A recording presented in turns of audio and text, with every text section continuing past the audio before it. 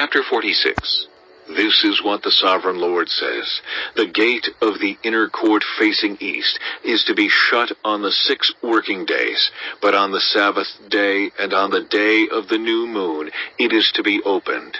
The prince is to enter from the outside through the portico of the gateway and stand by the gatepost.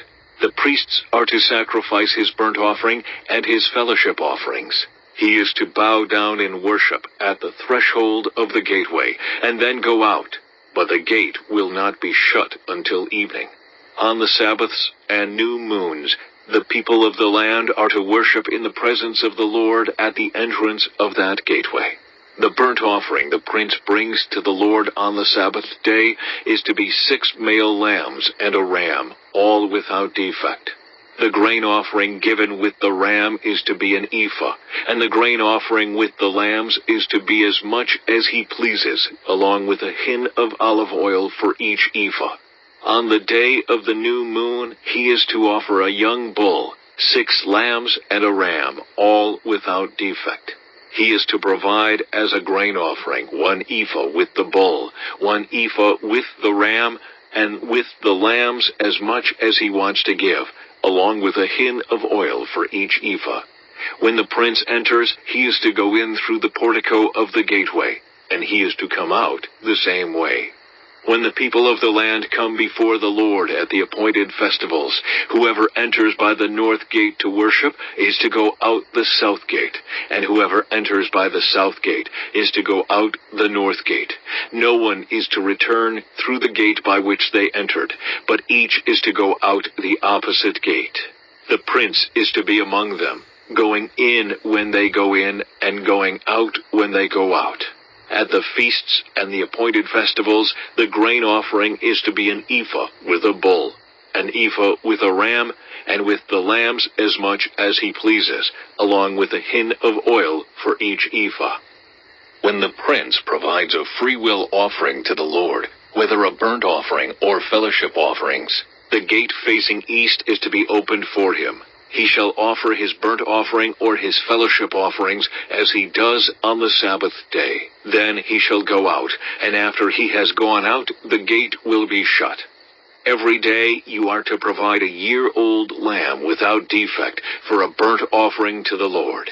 Morning by morning you shall provide it.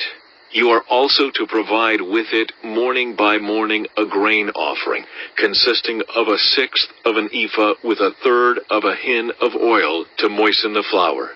The presenting of this grain offering to the Lord is a lasting ordinance. So the lamb and the grain offering and the oil shall be provided morning by morning for a regular burnt offering. This is what the Sovereign Lord says. If the prince makes a gift from his inheritance to one of his sons, it will also belong to his descendants. It is to be their property by inheritance. If, however, he makes a gift from his inheritance to one of his servants, the servant may keep it until the year of freedom. Then it will revert to the prince. His inheritance belongs to his sons only. It is theirs. The prince must not take any of the inheritance of the people, driving them off their property.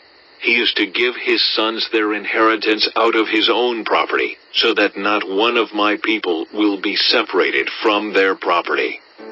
Then the man brought me through the entrance at the side of the gate to the sacred rooms facing north, which belonged to the priests, and showed me a place at the western end. He said to me, "This is the place where the priests are to cook the guilt offering and the sin offering and bake the grain offering, to avoid bringing them into the outer court and consecrating the people." He then brought me to the outer court and led me around to its 4 corners, and I saw in each corner another court.